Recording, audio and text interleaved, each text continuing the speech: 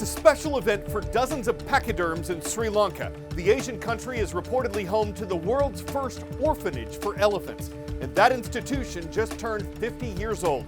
So it's celebrated by giving the massive mammals melons, pineapples, cucumbers, bananas, and though the facility requires thousands of tons of palm tree and coconut leaves, along with milk and fruit for the youngins, it generates millions of dollars a year for the country in tourism fees.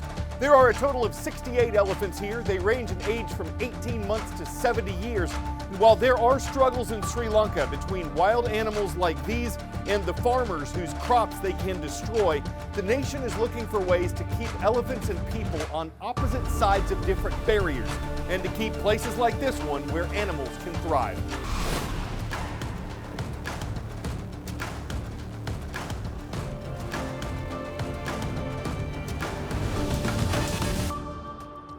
Welcome to the world from A to Z with Carl Azuz. I'm Carl Azuz. Thank you for watching. The United States and Russia have started holding talks about how to end the ongoing war in Ukraine, but will peace result from them? Here's some background. A full-scale war broke out between Russia and Ukraine in 2022 after Russia fully invaded its western neighbor. The U.S. government supported Ukraine, sending it tens of billions of dollars in weapons, equipment, and humanitarian aid. And most European countries have supported Ukraine as well, while Belarus, Iran, and North Korea have supported Russia. This week, officials from the U.S. and Russia met in Saudi Arabia. Their goal? To try to find a way to end the war in Ukraine. It was the first time since that war began that American and Russian officials publicly met in person to discuss this, and the U.S. called it the first step in a difficult effort. However, Ukrainian President Volodymyr Zelensky said his government knew nothing about the talks and wouldn't support anything decided without Ukraine's input. Ukraine perceives any negotiations about Ukraine without Ukraine as those with no results. We cannot recognize anything or any agreements about us without us. Meanwhile, several European leaders held their own meeting to discuss this. They're also concerned about talks happening without them. The U.S. government says no one is being sidelined and that everyone involved in the conflict would have to accept a resolution for it to work. But there are questions about how the U.S. government's stance on Ukraine might have changed between the Biden and Trump administrations.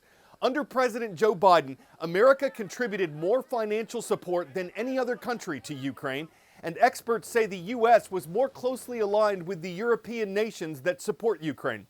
Under President Donald Trump, America has indicated it wants security for the money it sends Ukraine, like that nation's rare earth materials, and experts say the U.S. might be more willing to negotiate one-on-one with Russia. At this point, there's no certain end to the war either way. Word and dollars. The first credit card in the U.S. was issued by what company? American Express, Diners Club, Discover, Wells Fargo. What is widely considered the first credit card was offered in 1950 by an organization named Diners Club. We're bringing in a bit of financial literacy today. You often hear warnings about credit card debt and people charging things they can't pay off right away. But experts say there are some upsides to young people having cards. One big one is they can establish credit. If someone with a manageable amount of debt makes their required payments on time over time, a lender like a bank might be more willing to give them a loan down the road for a big purchase, like a car. Good credit can open those doors. Bad credit, of course, results when people don't make payments on the debt they have. Banks may think it's too risky to give them loans, and they get stuck, unable to buy more when they need to. That's not a problem that's limited to young people. A recent report says Americans' household debt is now more than $18 trillion, the highest it's ever been. That includes car loans, student loans, home loans, and credit card debt. Americans are struggling to pay off their debt. Nobody should be surprised that debt is rising. A new report by the Federal Reserve Bank of New York shows all major loan categories are on the rise, with credit card balances topping $1.2 trillion, up more than 7% from the fourth quarter of last year. Matt Schultz with LendingTree says while some higher levels of household debt were to be expected because of inflation, it doesn't mean it isn't troubling. We found that about a third of people took on debt over the holidays. Two categories where Americans are struggling to manage their debt: auto loans and credit cards. The share of households becoming seriously delinquent, meaning missing a payment for 90-plus days, are at 14-year highs. That car payment is often one of the most prioritized when bills come due. And when that one is not being paid, that's probably a sign that other struggles are around as well. Schultz says there are some steps people can take to get ahead on paying down their debt. First thing that they should do is create a budget. In Atlanta, I'm Ivan Rodriguez. On this date in world history. Literal revolutions in music technology took place on this date in 1878. American inventor Thomas Edison received a patent for the phonograph. It didn't look much like a record player, but the first device that could record and replay sound did it through a cylinder that spun around. On this date in 1942, while the U.S. fought Japan during World War II, President Franklin D. Roosevelt issued controversial Executive Order 9066. It led to the forced relocation of more than 120,000 Japanese Americans, mostly in the western U.S., to internment camps. More than 4 decades later, the U.S. government recognized the order as unjust and offered partial compensation to the victims. And on this date in 2008, Cuban President Fidel Castro officially stepped down from his position. But the man who'd led the island's communist revolution in the 1950s kept his influence in Cuba's Communist Party as his brother Raul took over the presidency.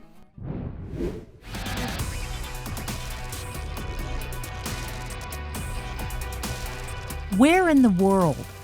This nation used to be part of Yugoslavia, but it achieved its independence from there in 1991. You'll find it between Austria and Croatia, and its capital is Ljubljana. This is Slovenia, whose population is just over 2 million people. RC jets are the main show in the Slovenian town of Lesce. Hobbyist pilots and about 1,500 visitors came for the annual event. It sounds like a full-size jet taking off, and there's a reason for that. The models follow a 1-to-3 ratio. Their wingspan is 3 meters. Here, the spectators are standing about 30 meters away from the runway, so if we multiply that by 3, it would be like watching a real aircraft from 90 meters away. Spectators brought their cameras with telephoto lenses to get some action shots, with the beautiful mountains in the background. A variety of large-scale model aircraft was showcased at the event, including the vintage F-86 Sabre plane from Yugoslavia. Basically, it's a full scale. All the details, all the coins, all the hatches, everything is done just like the real one. And the cockpit is basically fully functional. There's even a dummy pilot inside the cockpit. It looks like an elaborate hobby, but it's much more accessible than owning an actual fighter jet. This scale model hobby is growing fast by a steady 3% each year. As we go roaming, we land in Wyoming, where Miss Garnett's class is watching at the right place. That's the name of the middle school in the city of Sheridan, and that's in the Cowboy State. In the town of Davie, Florida, we see Mr. Benaby's class watching from the Sunshine State. Hello to David Posnack Jewish Day School. And Mr. Howard's class is also online today. The Bears are watching from Selma Burke Middle in the town of Mooresville in the Tar Heel State of North Carolina.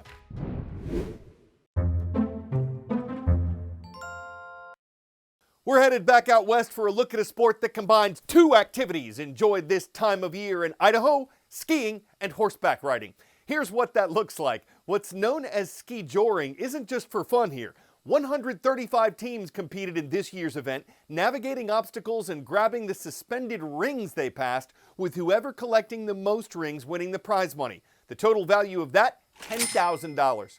Well, it sure ain't ski boring, with the onlooker ski snoring as they sleep on the ski flooring, all ski-doring, the ski-joring. No, with the snow ski pouring, harnessed horses ski roaring by, with riders ski touring as they all go ski soaring. It's unbridled bit and bridled fun, unhalting haltered horseback run, a snow-toed race whose winner reigns a warhorse, lord horse of the rings.